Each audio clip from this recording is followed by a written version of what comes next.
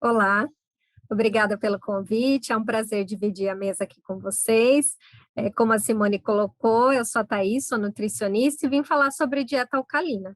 É um tema que me persegue, eu já dei algumas aulas sobre dieta alcalina, já escrevi capítulos a respeito desse tema, e hoje a gente vai tentar focar e trazer o que existe de novo em dieta alcalina, o grupo de ação para quem se destina, quando se destina, se existe uma ocasião específica, principalmente relacionada à saúde e doença. Por quê? Como mostrado nesse gráfico aqui, já no primeiro slide, a gente tem esse contraposto de um pH alcalino e a relação com hábitos mais saudáveis com a saúde e um pH ácido e a relação com doenças. E vem daí a ideia de, então, usar uma dieta ou indicar uma dieta alcalina na tentativa de ter um comportamento muito mais saudável e evitar algumas doenças. E aí, olhando então para esse cenário, o que a gente tem que entender?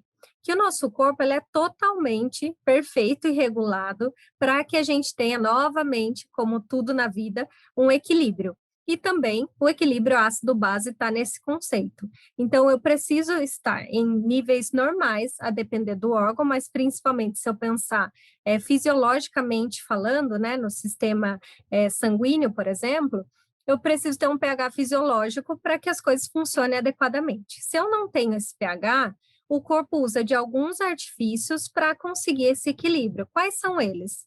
A gente tem simplesmente e basicamente o principal, que é o sistema tampão, através principalmente de reabsorção de matriz óssea, e uso aqui o cálcio sinalizando, eu tenho sangue como um papel, como um importante ator nesse cenário de restabelecer o equilíbrio, outros tecidos também, mas o pulmão tem um papel importante na eliminação de carbono, ou na forma de gás carbono, de carbonatos, que são gases voláteis, e isso ajuda a restaurar aquele equilíbrio, e principalmente o rim, ele tem um papel fundamental, porque ele excreta tanto ácidos, né, tanto cátions como ânions, que tem esse perfil ácido ou básico. Então, principalmente, a gente vai falar do íon, do hidrogênio positivo, como aquele que tem esse papel mais impactante em trazer essa característica ácida para o ambiente. E quem que eu tenho para neutralizá-lo?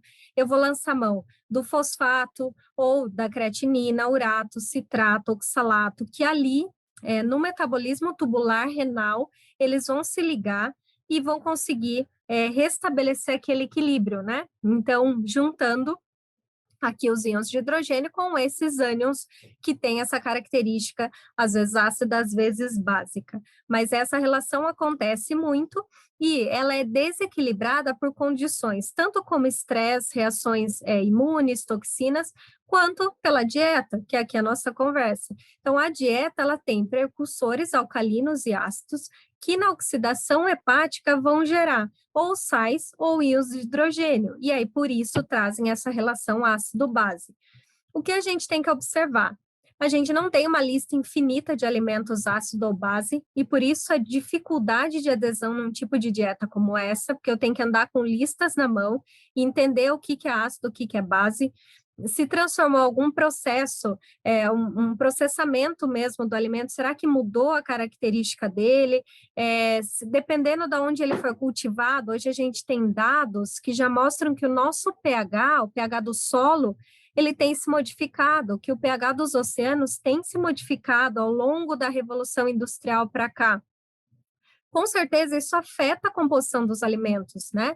Afeta a composição do solo, afeta a composição do que está sendo cultivado naquele solo. Além disso, as nossas escolhas, elas também vêm mudando. A gente tinha antes um perfil característico de relação potássio-sódio no consumo alimentar de 10:1. Hoje a gente tem uma relação de potássio-sódio de 1:3, essa relação se inverteu.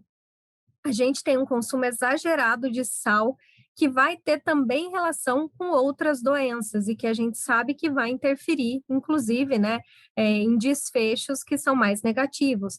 Esses comportamentos, eles vão ter relação também nesse equilíbrio ácido-base, porque eu tenho muitos carbonatos que vão se ligar, por exemplo, ao bicarbonato, ao sódio, fazendo bicarbonato de sódio. E aí, nesse contraposto, a gente acaba que tenta equilibrar uma coisa e pode desequilibrar outra. A principal fonte aqui, quando a gente fala de ácidos, né, e aí do que vai tentar equilibrar, neutralizá-los, é o fosfato e o hidrogênio. O fosfato principalmente vindo do fósforo ali da dieta, então quase que totalmente todo esse fosfato que é usado nesse equilíbrio dos ânions, ele vem da dieta. Então, isso tem relação, eu preciso até para conseguir neutralizar. E aí, isso tudo, a gente tem o que a gente chama de ácido titulável, que é o que eu meço na urina para dizer de um pH e para talvez responder a um comportamento com relação à ingestão alimentar. Tudo isso funciona muito quando eu disparo essa necessidade de equilíbrio. Eu uso muito do metabolismo da glutamina, e aí ela se desdobra em alfa-cetoglutarato e amônia, simplesmente, né, aqui de uma forma simplista falando, mas para a tentativa de neutralização desse ácido titulável produzido nos rins, para tentar equilibrar aqui esses cátions e ânions. E aí, antes a gente achava muito que a amônia que tinha esse papel principal. Hoje a gente já sabe que é a glutamina e que a amônia é um subproduto desse processo que já acontece essa quebra da glutamina para essa tentativa de neutralização. Tudo para que se consiga chegar num pH fisiológico de 7,4. E aí tá, os aminoácidos que parecem que têm essa característica ácida, será que são todos eles? Não são todos eles. Tem alguns que têm mais esse poder ácido, principalmente a custo de composição do enxofre. A cisteína e a metionina são bons exemplos, mas a lisina, arginina e histidina, que onde eu encontro? Principalmente em carnes, peixes, cereais e produtos lácteos. Eles têm a capacidade de gerar nesse processo oxidativo muitos íons de hidrogênio. E para eu equilibrar isso, eu preciso de muitos sais. Principalmente, eu vou lembrar, sódio, potássio, magnésio, e no formato de carbonatos, eles se ligam para tentar aqui junto, né? O bicarbonato aqui de sódio, o carbonato de potássio, o magnésio, o cálcio, principalmente endógeno, quando a gente fala de reabsorção de matriz óssea, e principalmente de frutas aqui, vegetais, que são fonte desses sais alcalinos. E aí a relação, consumo mais frutas e vegetais, né, para tentar equilibrar, e menos ou não consumo carnes e peixes, porque eles têm uma carga ácida potencial para produzir uma acidose, por exemplo. Se eu não tenho esse equilíbrio, qual que é um dos pontos que a gente identifica? A acidose metabólica, por exemplo, que é nada mais é que um pH sérico menor que 7,35, que é aquela faixa do pH fisiológico que eu mostrei. E o que acontece na acidose? Eu tenho esse desequilíbrio, ou porque eu tenho muito íons de hidrogênio, ou porque eu tenho pouco carbonato aqui para neutralizá-lo. A dieta, ela pode causar uma acidose? Ela tem um poder de causar uma acidose leve, né? Então, quando ela tem muita proteína com esse perfil de aminoácido característico, né? Gorduras e açúcares, eles já não têm tanto poder, tanto efeito para desregular esse balanço ácido-base. E a importância? Qual que é a importância de se evitar esse desequilíbrio? Mas não tem problema desequilibrar, tem, porque a gente não quer promover uma acidose metabólica contínua. A acidose metabólica contínua, ela tem relação com perda muscular, até porque eu preciso controlar aquele monte de íon de hidrogênio produzido. Eu vou abrir mão do músculo para tentar produzir ali a glutamina, para tentar produzir amônia, para tentar equilibrar. Então, tem dados que têm mesmo essa relação de uma acidose contínua com perda muscular, com sarcopenia, com resistência à insulina, com mediadores inflamatórios, com aumento de corticosteroide. Então, toda essa relação hormonal, hormônio da paratireoide, na tentativa até da questão de metabolismo ósseo e liberação aqui do cálcio, de equilibrar. Eu quero equilibrar a qualquer custo. E aí, quem paga muito por esse equilíbrio é o rim. E aí muda, sim, o pH da urina, isso não se discute. Então, nesse metabolismo todo, o pH é alterado, muito provavelmente, em função da quantidade de cálcio que tem ali, de ácido úrico, de fosfato que está sendo liberado, e até por isso existe a relação de uma dieta ou de um meio mais ácido, de uma liberação maior de cálcio, ácido úrico e fosfato e de um maior risco de formação de cálculo renal. Então, tem todo esse cenário relativo a esse risco aumentado. E aí, quando a gente olha aqui na relação, mas o que importa mais? É a proteína ou o fósforo? Por isso, né, algumas orientações que eu excluo a proteína animal, uso a proteína vegetal, aqui os autores até trazem nesse estudo com adultos saudáveis em dietas que variavam de proteína e fosfato, conteúdo de fósforo, né? Então, a proteína da soja, ela levou a menos excreção de amônia e sem dados de ácido titulável para poder comparar. Porque o que é legal que eu trouxe aqui para vocês? Se vocês olharem, eu tenho 50 gramas de proteína, que é basicamente proteína animal, tá? Todos esses. Tenho 50 gramas de proteína e uma quantidade X fixa de fósforo. Eu não mudo essa quantidade de fosfato, de fósforo, mas eu triplico a quantidade de proteína. Basicamente, meu perfil ácido não muda. Então, se eu for medir o pH da urina, eu não vou ter tanta diferença. Porém, se eu olhar para a amônia liberada, e aí eu posso ter relação metabólica importante, eu tenho uma quantidade de amônia aqui em azul escuro muito maior quando eu consumo muita proteína, né? Então, eu libero aqui muito mais por conta do metabolismo mesmo. Agora, se eu comparar a primeira coluna com a terceira, o que eu vou ver? Eu tenho uma quantidade igual de proteína, mas eu tenho muito mais fósforo. O que significa? Meu metabolismo aqui, liberação de amônia, não parece tão diferente, mas ali o que eu vou medir de ácido titulável é bem maior quando eu tenho uma quantidade aqui de fósforo maior, porque o fosfato ele vai estar aparecendo ali como uma excreção ali na urina, e isso vai determinar a minha carga ácida apontada. Então, eu tenho uma excreção muito maior. Talvez quando eu uso a proteína de soja, eu tenho menos amônia excretada, né, mais parecido ali com um perfil de menor quantidade proteica e um conteúdo de fósforo maior. Mas eu não consigo falar sobre esse papel aqui na acidez, porque não tem estudo falando desse ácido titulável. Os autores só trouxeram a questão da amônia para comparar. Então, a diferença é na quantidade de amônia aqui produzida e na quantidade de ácido titulável quando eu comparo mesma proteína e mais fósforo. Então, será que o problema é a quantidade de proteína ou é a quantidade de fósforo, no sentido de alterar esse perfil ácido medido? Lembrando que é ruim ter um perfil ácido? Não. Dependendo se eu estou falando do estômago, por exemplo, aqui, ó, eu preciso de um pH de 1,3 extremamente ácido para conseguir fazer quebra proteica. Eu preciso de um fluido vaginal ácido para limitar o crescimento de micro-organismo oportunista. Então, em algumas situações, eu preciso de um pH mais ácido. O ácido não é regulado no organismo inteiro da mesma forma. Senão, se a gente tivesse a relação também que o ácido não é bem-vindo, a gente teria muito mais doenças gástricas, por exemplo, porque eu tenho ali um convívio num ambiente ácido constante.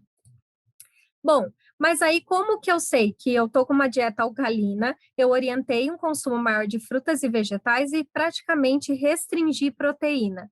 O que acontece? O meu organismo, ele entende isso, principalmente as custas de deficiência de aminoácidos essenciais.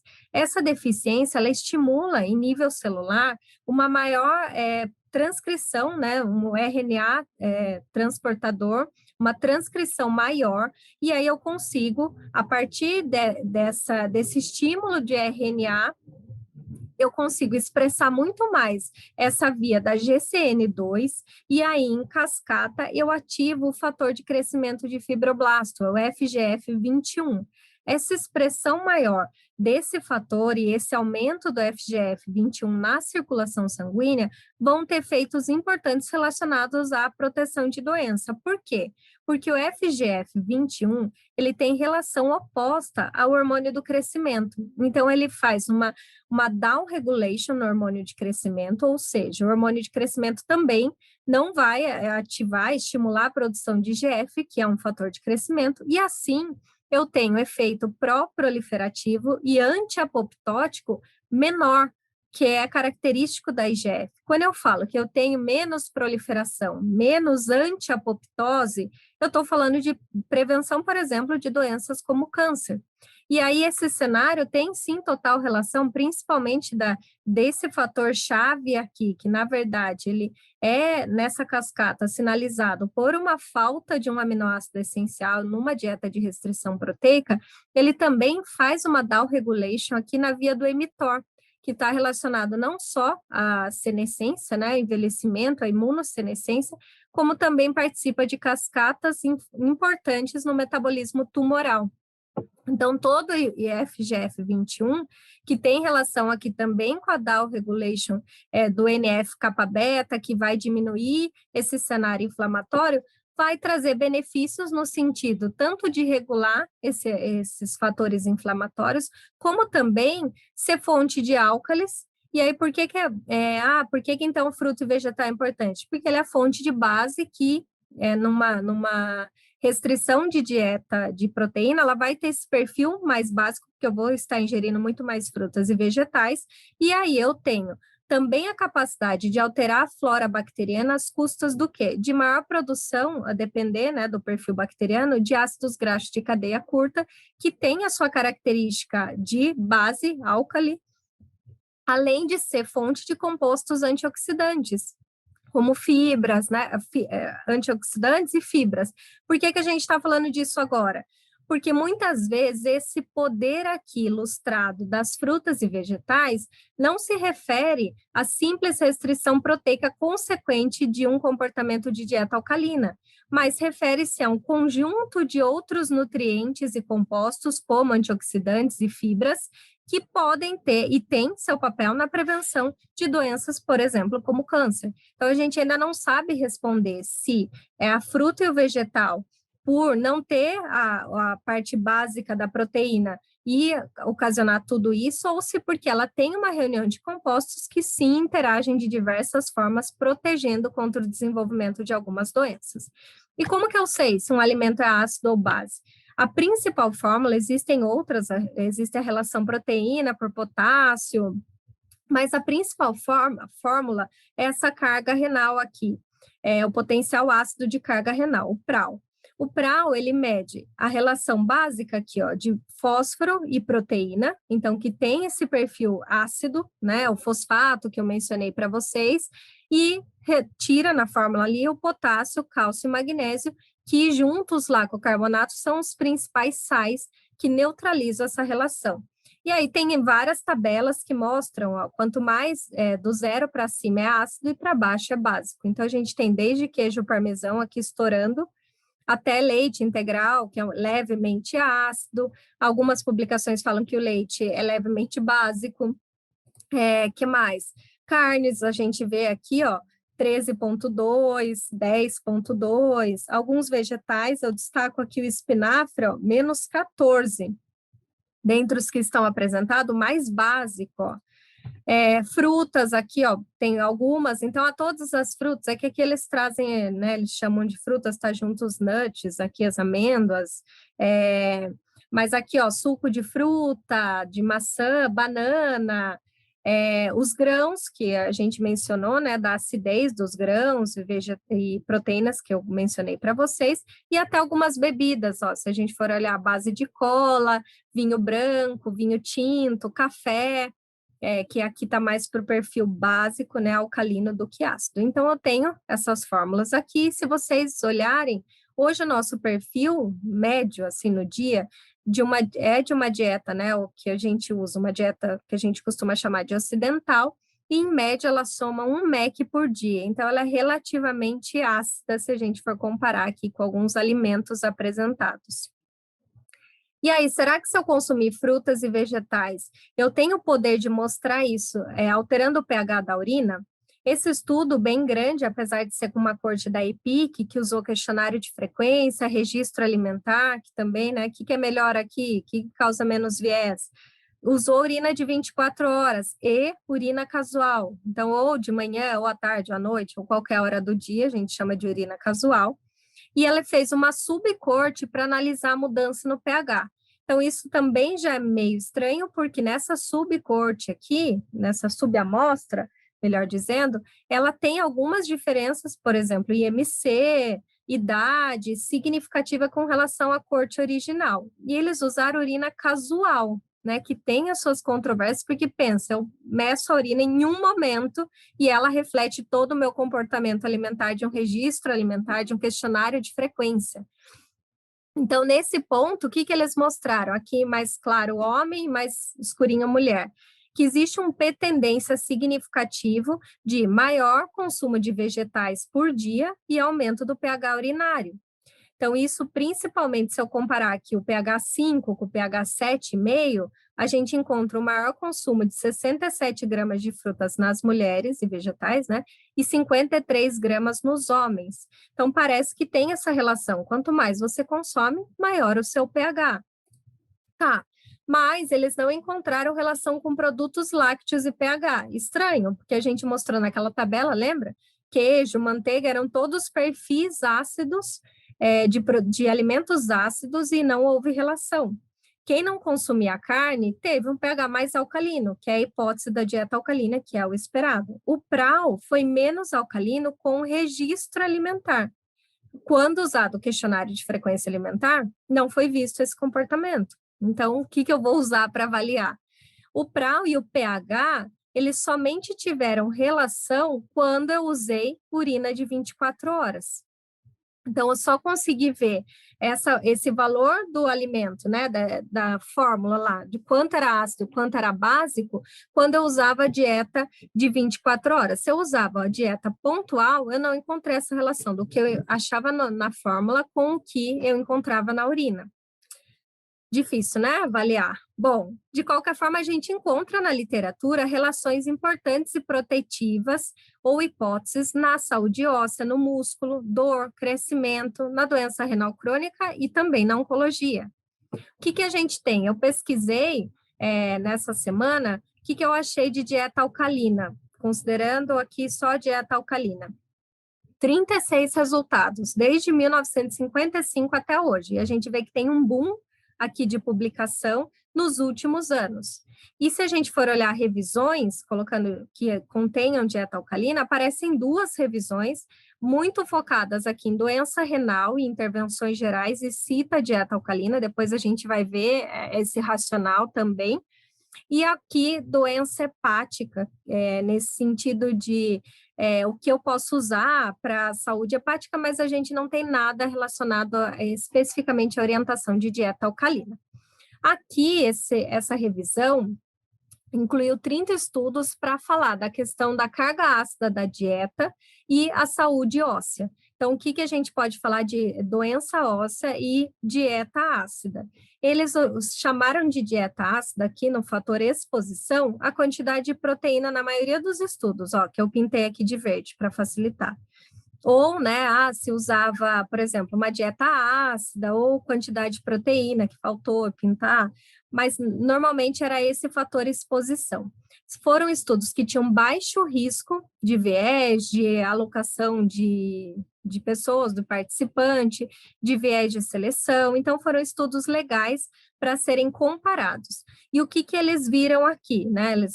Na seleção de viés não teve impacto, mas quando eles foram olhar se existia algo que indicasse a dieta alcalina, que eles plotaram todos os estudos, mas aqui embaixo está o total, eu vou aumentar aqui para a gente ver só a última linha do total, que aparece aqui, né, bem em cima do muro, então não favorecendo a dieta alcalina e destacando aqui para um potencial alto de diferença, né, heterogeneidade entre os estudos.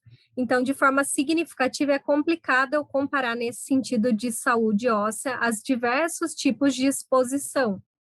Uma única meta-análise que encontrou esse critério de inclusão, que falava de calciúria na dieta ácida, para tentar relacionar. Será que o cálcio que eu encontro na urina, ele tem relação, então, com a osteoporose? Quanto mais cálcio perdido, que é a calciúria, né?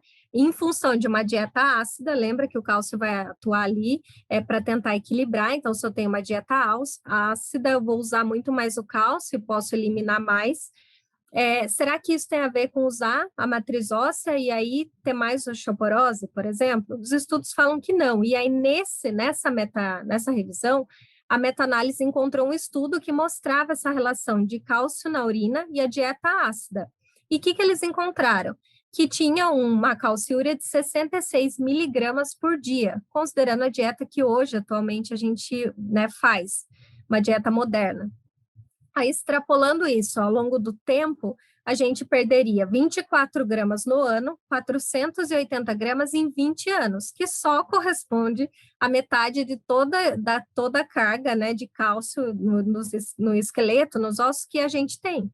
Então, é impossível pensar que em 20 anos eu vou reduzir metade do cálcio que eu tenho no meu corpo em função de uma dieta ácida. Então, o cálcio na urina ele não é a melhor forma de ser medido e não tem relação, por isso que a gente não encontra a relação de proteção com o uso de uma dieta alcalina. Aqui, da mesma forma, esses autores mostraram que não existia relação da carga ácida com o balanço de cálcio, não era o cálcio na urina aqui, ó, é o balanço de cálcio. Então, cada estudo mostrou uma coisa e não foi encontrada a relação. Esse ensaio clínico randomizado de Hunt e colaboradores, eles compararam o perfil proteico e de cálcio, e mostrando que não teve diferença aqui, né, entre alto e baixo consumo proteico e percentual de retenção de cálcio. Inclusive, tinha maior absorção quando eu tinha mais alta proteína, mas eles não tinham relação em função da carga proteica à retenção de sódio, pensando que na dieta alcalina eu restringiria essa carga proteica. Então, o cálcio na urina é sim relacionado à carga ácida da dieta. Então, parece que quanto mais ácido eu como, né, eu ingiro, eu tenho esse perfil, mais cálcio eu libero na urina, pelo metabolismo que eu mostrei para vocês, por essa tentativa do corpo equilibrar. Mas eu não tenho essa relação nem com a osteoporose, e lembrando que o que deve ser medido não é o cálcio na urina, mas o balanço de cálcio. E aí o balanço de cálcio não é relacionado ao perfil de ingestão alimentar. Por isso, eu não consigo falar em dieta alcalina e prevenção de doenças ósseas como a osteoporose. Quando eu olho em saúde muscular, eu tenho algumas hipóteses falando de uma dieta rica em potássio e reduzida em carga ácida que pode preservar a massa muscular em idosos, até por aquelas questões que a gente levantou de sempre estar ativando ali o músculo, a liberação de glutamina para tentar fazer aquele equilíbrio, né? Então, se eu tenho uma dieta que não tem essa carga ácida, pode ser que eu não precise usar tanto de massa muscular. E se eu corrigir também essa acidose metabólica, eu preservo a massa muscular em condições onde a perda é mais comum, como cetose diabética, trauma, sepse, DPLC e falência renal. Tem dados também que eu associando a suplementação de um álcali, um sal, bicarbonato aqui de sódio, mas em jovens e antes de fazer um exercício físico de resistência, resultou em menor acidose sanguínea quando comparada a quem não recebeu suplementação. Mas a gente tem esses dados apenas e são hipóteses levantadas em revisão que não tem nenhum ensaio clínico ou um tipo de revisão sistemática para a gente concluir. Da mesma forma, em relação ao crescimento, tem, de novo, aqui o papel da acidose metabólica grave nas crianças, que normalmente é causada por uma acidose tubular renal, está associada a baixos níveis de GH e, por isso, a baixa estatura.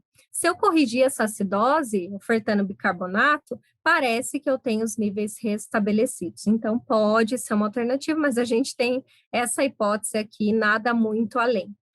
Dor crônica, da mesma forma, suplementação de minerais alcalinos, principalmente quando eu olho para o magnésio intracelular, porque ele vai ter ação principalmente aqui no metabolismo de vitamina D, e isso principalmente melhora essa dor reclamada aqui no estudo, que era a dor lombar crônica.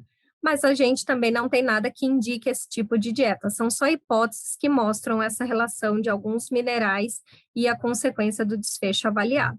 Já em doença renal crônica, quando eu tenho algumas características de uma função renal reduzida, né, entre eles aqui destacados para vocês, depósito de cálcio que está fora dos ossos, um perfil lipídico anormal, aqui uma complicação bem comum, a acidose metabólica, né, que leva ao hiperparatireoidismo secundário, que leva a uma mais rápida progressão da doença e que normalmente a gente trata com bicarbonato, é efetivo. Então, de novo, aqui o papel da acidose metabólica agora na DRC. é efetivo, só que ele tem efeitos colaterais, né? Absorção de alumínio, distensão, flatulência. Além do que, se eu usar o bicarbonato de sódio, eu aumento a retenção hídrica, ou seja, eu posso aumentar a pressão arterial. Então, a alteração na dieta, ela parece ser mais efetiva até do que o uso de alguns medicamentos via oral, né? O bicarbonato, por exemplo. Mas essa alteração tem que ser no sentido, não da dieta alcalina em si, mas de eu consumir mais frutas e vegetais e não restringir proteína. Lógico que a gente lembra da questão da fruta e o aumento de potássio. Será que isso não vai desregular? A gente também tem que olhar para esse lado, né? Porque às vezes a gente restringe o potássio na doença renal crônica. Mas qual que é a lógica disso tudo?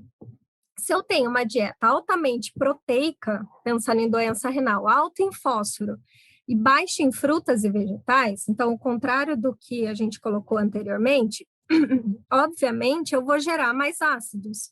Ácido da dieta, desculpa, e ácido do metabolismo. Aqui, somando, ó, dá 55 a 110 mEq de hidrogênio por dia. Tudo bem. Quanto eu consigo excretar pela urina? Se eu tenho uma filtração glomerular normal, até 45 mEqs. Se eu tenho uma baixa filtração glomerular, e aí esse é o problema, em função até de aumento de angiotensina e endotelina, que podem levar aqui a mais lesão, eu não consigo excretar tudo isso. Então, eu começo a ter um acúmulo de íons de hidrogênio, que vão ter que ser neutralizados de alguma forma, porque a gente não está buscando equilíbrio. Então, como eu vou neutralizar? As custas da matriz óssea de reabsorção de cálcio, e aí eu acabo eliminando mais cálcio na urina, ou a custa do músculo. E por isso esses doentes, às vezes, têm muita depressão muscular, porque eu preciso constantemente ativar esse ciclo, liberar, né, aqui quebrar a glutamina e liberar a amônia, na tentativa de neutralizar. O que eu retenho ainda pode ir para dentro da célula e diminuir o pH, pode mudar pH intersticial e faz com que se reduza o bicarbonato sérico. E esse bicarbonato sérico também é um estímulo aqui para aumentar essa perda muscular para tentar controlar. E aí, o que acontece nesse pH intersticial? Esse pH intersticial tem relação com a resistência à insulina, que a gente vê nesses pacientes também. Além disso, o que se vem dessa teoria aqui que eu mostrei de um alto consumo de carga ácida no doente renal? Então vamos usar uma dieta baixa em proteína, baixa, né, em formação de ácido. Mas também a gente não encontra resposta efetiva no sentido de melhorar ou de proteger o rim na doença renal crônica. Talvez uma saída seria o uso de proteína vegetal, nessa hipótese também de fornecer menos carga ácida por conta até do fósforo, e mais frutas e vegetais, tentando reduzir esse ciclo de perda e de prejuízo renal, e também facilitando ali para o paciente fala que se sente bem numa dieta que tem mais frutas e vegetais e até na proteína vegetal, mas sem excluir totalmente a proteína animal. Na oncologia, a gente vê muito estudo também desse lado, principalmente porque eu tenho o favorecimento desse microambiente tumoral ácido em função aqui da metabolização, principalmente, porque diferente de células normais, na presença ou não de oxigênio, a gente sempre desvia na maior quantidade aqui para o ciclo do piruvato lactato. E o lactato em excesso, ele vai favorecer essa característica ácida, além de liberação pelas células tumorais de sódio, de hidrogênio, que também vão se acumular. Esse ambiente ácido parece ter total relação com resposta de células T. Isso também tem sido usado, inclusive, em drogas para tratamento antineoplásico. Além disso, aqui no sistema tampão, se eu pensar nesse equilíbrio sangue e tecidos, reciclando aqui o que está sendo produzido no tecido para passar pela hemoglobina e liberar, o que eu tenho? Essa transformação aqui em cima, ó. Então, o gás carbônico mais a água, através de uma enzima, eu produzo o bicarbonato mais um ácido liberado. Então, eu libero muito ácido que vai favorecer esse ambiente tumoral. E qual que é o interessante aqui nesse ponto? Que essa enzima que faz esse processo, ela parece que ela é super expressa em tumores sólidos. Engraçado, né? E aí eu converto ainda mais e libero mais o H+ no ambiente aqui tumoral. E aí, será que eu posso alcalinizar pensando em proteger na oncologia? Existem estudos pequenos, esse é um estudo em câncer de pâncreas metastático, 28 pacientes recebendo químio, e aí os autores quiseram mostrar, será que alcalinizar ajuda esse paciente que já tem um prognóstico tão reservado? Eles fizeram uma terapia de alcalinização com dieta de 400 gramas de vegetais e frutas, não ingeria carne nem produtos lácteos, usava bicarbonato oral para pacientes que não tinham pH neutralizado ou para aqueles que queriam. E no total, 20 pacientes dos 28 receberam o bicarbonato de sódio. Usaram também vitamina C e V em grande quantidade, a cada 1 ou 2 semanas, por conta da hipótese de favorecer morte celular em células com mutação Carras. O pH foi medido, olha quanto tempo esse pH foi medido, a cada 2 meses, e essa resposta a cada 2 meses é que levou à conclusão desse estudo, ou no máximo 2 vezes por mês. O crescimento tumoral foi avaliado através de exames de imagem, e aí eles viram que realmente, após essa terapia de alcalinização, olha o pH da urina, foi diferente significativamente, aumentou, mostrando de novo que a urina parece que reflete sim o comportamento alimentar, ok, né? Até o uso de bicarbonato. Eles viram também, olha que interessante, eles conseguiram mostrar mudança em sobrevida para quem tinha pH mais básico, 16 meses versus 4 meses. E quem ainda tinha maior variação do pH, tinha maior sobrevida, variação no sentido de mais de 7, né? Se eu variava muito, eu tinha 16 meses de sobrevida. Se eu variava menos, tinha 4 meses, todos significativamente diferentes. Então, se eu olhar químio mais alcalinização em câncer de pâncreas metastático, eu tenho melhores resultados. Olha só a curva de sobrevida para quem tem uma variação de mais de 1 para alcalinidade. Então, a curva de sobrevida aqui, ó. Porém, gente, esses estudos, vocês vão encontrar modelos muito parecidos, assim, são estudos pequenos, retrospectivos, eu não tenho um grupo controle, eu não controlei pH ao redor do tumor, como eu mostrei lá no microambiente tumoral, que tem relação, sim, com proliferação celular, mas isso não é controlado. O que foi controlado foi pontual o pH na urina, que a gente já falou sobre isso. E aí, de novo, será que o combo frutas e vegetais e menos carne, será que eles não têm impacto também no metabolismo, no sentido de ter constituintes, né, compostos anti-inflamatórios, antioxidantes, como a gente mencionou? É uma dieta em si menos calórica? Eu reduzo liberação de insulina, será que eu mudo o perfil de microbiota? E aí eu tenho liberação de mais ácidos graxos, de cadeia curta? Talvez seja esse o benefício e não uma dieta alcalina em si, no seu conceito. Além disso, parece que até a químio pode ser influenciada pelo pH. A gente tem exemplos de drogas que agem melhor em meio alcalino e drogas que agem melhor em meio ácido. Além disso, o uso de bicarbonato e outras fontes de base ou que facilitem, né, essa questão de induzir uma alcalose metabólica, então, combater ali a acidose, parece que tem efeito? Não, a gente não consegue comprovar, apesar de ser uma hipótese plausível, não há estudos que comprovem essa hipótese, nem que eu mude esse ambiente e favoreça a ação citotóxica de uma droga, muito menos que eu induza a alcalose na tentativa de promover uma maior ação da droga, uma maior proteção do paciente. Essa revisão de 8.278 artigos levantados tentou responder a isso. E olhando para os critérios de inclusão, de 8.000 artigos, sabe quantos atenderam ao critério dos autores? Um artigo. Então, esse artigo não era um ensaio clínico randomizado, não falava de dieta nem de água alcalina, que também é um ponto bastante usado aqui quando a gente olha câncer e dieta alcalina, aparece bastante a água. É uma corte com baixo risco de viés, mas não encontrou associação entre carga ácida da dieta e câncer de bexiga. Então, só esse estudo, nenhum outro estudo foi localizado para tentar responder essa pergunta. Então, o que os autores dessa revisão de 2016 concluíram? Que não há hipótese, né, não há suporte para essa hipótese de que a dieta ácida pode contribuir para o desenvolvimento do câncer. O Instituto Americano de Pesquisa do Câncer e a Sociedade Canadense do Câncer afirmam que o corpo regula o pH sistêmico e as escolhas alimentares apenas afetam o pH da urina, e não a acidez corporal, como a gente vem olhando aqui. Então, prestem atenção no que está sendo avaliado. E aí, se não existe uma relação, então, plausível de proteção, eu posso seguir uma dieta alcalina? Nessa outra revisão aqui, onde eles selecionaram 13 artigos, o que os autores perceberam quando fala do paciente oncológico? Que cerca de metade deles vai atrás de uma alternativa ao tratamento convencional. E que qual é essa alternativa mais procurada? A alimentação e a dieta.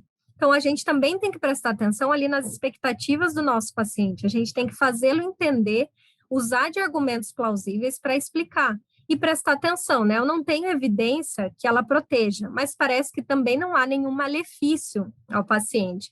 Então, eu não devo encorajar, não devo indicar, mas se o paciente trouxer essa dúvida, a gente tem a obrigação de esclarecer e talvez, se ele desejar seguir, orientá-lo da melhor forma possível, talvez pensando nessa questão do conteúdo de fósforo, da proteína vegetal, e explicar tudo isso que a gente tem conversado agora. Então, dentro dos critérios aqui dessa revisão de 2014, que é bem legal, ela aparece aqui como uma dieta que não tem risco, mas não tem benefício, né? Não tem benefício, a hipótese não é reconhecida, não tem relação com os conceitos de câncer. E aí, se eu for olhar aqui de novo, só para mostrar para vocês, dessa revisão até hoje, 2021, a gente encontra só 6 artigos para tentar entender se tem algo adicional a isso, além do que a gente conversou. Um desses artigos é essa revisão do Hubener e colaboradores, e os outros 5 a gente conversou nessa aula, ou vai conversar agora para frente até eu acabar. Então, não tem muita coisa além do que a gente está discutindo aqui. E para endossar essa questão da oncologia, o último consenso agora, né, revisitado, reapresentado em formato de fluxograma, Muscaritoli e colaboradores trouxeram que, com relação à intervenção nutricional, não há recomendação de usar dieta que restringam energia nos pacientes com ou sem risco de desnutrição. A gente tem evidência baixa para falar sobre isso, todos os autores concordam em força de recomendação que não há dietas que a gente possa falar de cura do câncer, nem prevenção de recorrência. Além disso, algumas dietas são descritas como dieta da moda, né? Então, elas são definidas como aquilo que causa um entusiasmo intenso, tem vida curta, não é baseado numa teoria, assim, importante de qualidade com relação a estudo, e é uma mania. Então, a gente vê quantas publicações tem tido nos últimos anos de dieta alcalina, diferente do que tinha 50 anos atrás, por exemplo. Então, essa é a recomendação pensando em oncologia com baixo nível de evidência e força de recomendação consensada, acordada entre os membros da ESPEN. E aí, a dieta ácida faz mal, por outro lado? Então, a básica, a dieta alcalina, eu não vejo essas vantagens, tem uma relação aqui na doença renal, a gente mostrou, mas se eu usar a dieta ácida, ela faz mal, e olha aqui quanta coisa acontece se eu usar uma dieta ácida. Inclusive, eu tenho mais câncer, mais chance de morrer, maior defeito de preservação de massa muscular, tudo, né? Tudo de ruim, além de pedra no rim, doença renal crônica, hipertensão, diabetes. Isso é lógico, acontece a longo prazo, é responsável, é consequência da nossa escolha, de responsabilidades nossas nas escolhas alimentares. Então, isso, em função, né, de modificações que a gente vem passando, pode sim, a longo prazo, levar a algumas alterações importantes. Se eu olhar dieta ácida agora, por outro lado, dieta ácida e câncer, esse estudo aqui, o CISTER, essa publicação de 2019, com mais de 43 mil mulheres, onde 1.614 desenvolveram câncer de mama invasivo, eles usaram um questionário de frequência alimentar e também usaram o PRAL para medir. O que eles observaram? Que tinha um PRAL mais alto, ou seja, mais ácido, quem era mais jovem, menos ativo fisicamente, com IMC maior, menor duração de amamentação e idade mais jovem na menopausa. Olhando aqui, né, a gente nem precisa ler o PRAL, mas talvez a gente enxergue que esse grupo, fatidicamente, já é um grupo que tem mais risco de desenvolver câncer de mama. Então, será que a dieta que tem essa relação, ela aumenta esse risco? Ou será que a gente está falando de uma população que tem mais risco?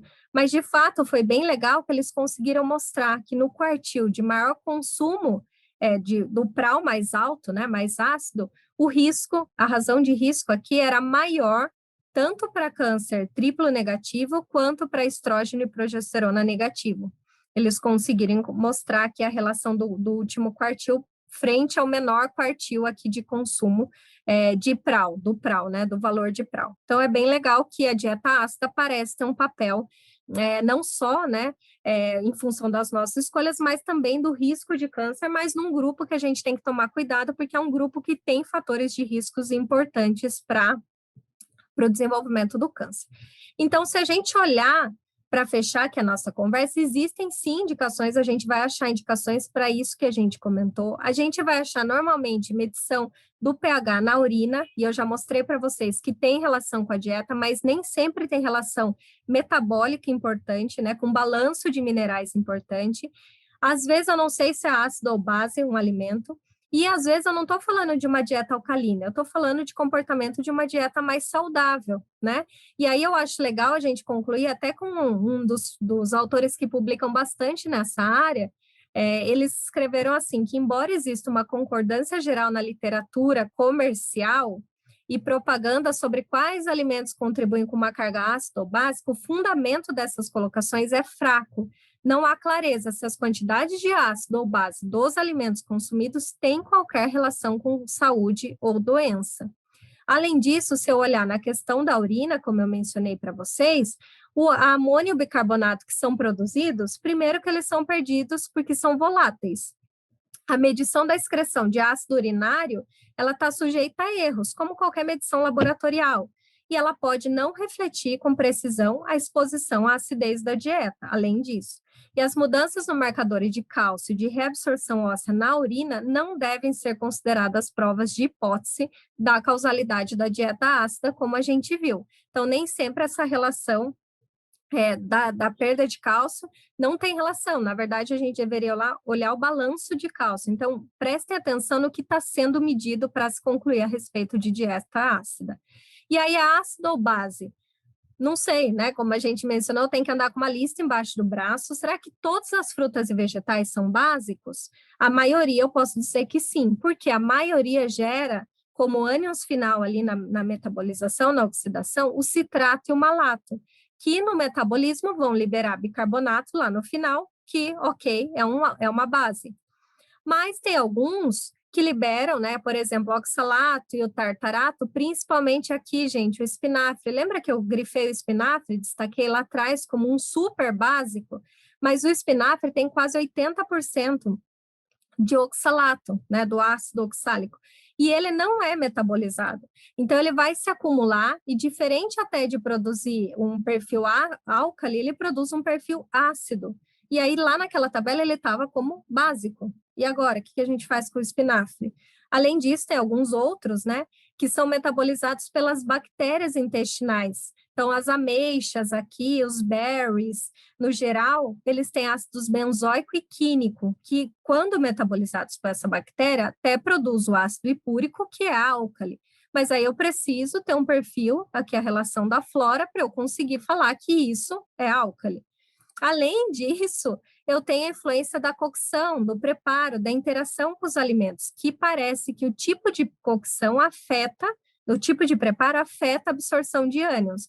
A gente ainda não sabe dizer como, mas parece que tem relação. Então, se eu for olhar no Google, que sempre me ajuda, alimentos alcalinos, exemplos, eu tenho poucos exemplos aqui, né, de publicações para eu achar. Em menos de um segundo, tem mais de 10 milhões de notícias relacionadas a alimentos alcalinos e exemplos. Então, aqui, se eu olhar nos top, que top é moda, né? Top de frutas alcalinas, olha aqui quem aparece, o espinafre, que é rico em ácido oxálico, que não é metabolizado a um álcali e que no final posso até ter um perfil muito mais ácido dele. E ele aparece aqui como um top de vegetal alcalino, né? E aí, se a gente for olhar aqui, ó, nas orientações, a gente tem diversas orientações de dieta, né? O que eu devo consumir, não devo consumir. A dieta do alcalina, tem uma competição nos Estados Unidos das melhores dietas, eu trouxe aqui para vocês o resultado, aqui é em 2020. A melhor é a dieta do Mediterrâneo e a segunda é a dieta DASH. A dieta alcalina ficou na 29ª posição. E tem seus benefícios, tem orientação e tudo mais. Quando a gente olha aqui, né, o score geral, ó, 4,1 de 5, 4,2, a dieta alcalina ficou em 2 e alguma coisa, mas ela está em 29 de 39 dietas mais famosas e mais legais no momento, em 2020. Que essas best diets aqui. E aí, por que eu trouxe isso? Porque às vezes a gente está falando de não de uma dieta alcalina legal, mas talvez de uma dieta tipo uma dieta DASH, que tem essas características, mas não fala de restrição, por exemplo, de alguns elementos, como fósforo, potássio. Então, a recomendação até do potássio que hoje tem, que é uma quantidade elevada, é sim baseada nessa hipótese de alcalinização, nesse poder que ele tem de alcalinizar, mas também no consumo de frutas e vegetais, num consumo baixo de sódio, num consumo adequado de cálcio. Então, talvez seja uma dieta mais parecida, mas que não use esse apelo de ácido básico, né? Que a gente está falando da dieta alcalina, e tem suas vantagens, né? Além disso, se eu seguir uma dieta DASH, eu consigo recomendar, eu consigo chegar mais ou menos naquela relação, pelo menos igual, que hoje a gente sabe que é de 1 para 3. Então, talvez o comportamento aqui esperado não é de uma dieta ácida ou alcalina, mas de um padrão de escolha de melhores alimentos. E aí, Fenton, de novo, em outra publicação, fala que a orientação do consumo de 8 a 10 porções de fruta, seja numa dieta DASH, numa dieta alcalina, nesse sentido de orientação de frutas e vegetais, provavelmente não vai causar prejuízo, além de ter diversos outros benefícios à saúde. E aí, para terminar, quem tiver um tempinho, a gente pode pesquisar e fazer compras na internet, no Amazon. A gente vê livros, né, que falem de dieta alcalina, milhões de livros, gente. Aqui está na promoção, a gente pode aproveitar. Mas também água alcalina, ó, pH de 9,5, você compra um fardo de 600 ml, ó. Se comprar no Walmart, 33, mas no Amazon, 31, já faço aqui a propaganda. E além disso, a gente tem diversos outros garrafas que fazem água alcalina, para você andar com a água alcalina embaixo do braço. Então, a gente tem muita coisa nesse sentido de marketing. Como eu concluí, tem muito esse lado científico, comercial também, apelando para essa questão da dieta alcalina. Mas a gente ainda tem muita coisa para descobrir, a gente tem muita coisa para discutir, para poder dizer que a dieta alcalina ela previne o câncer ou previne a lesão renal. Acho que a gente até pode dizer que uma dieta ácida é mais destrutiva, mas no sentido até desse nosso perfil de consumo muito mais de uma dieta rica em processados, uma dieta muito mais rápida, né? De uma escolha muito mais rápida e que vem se alterando ao longo dos anos. Então, espero que vocês tenham aproveitado todo esse conteúdo e eu agradeço a atenção.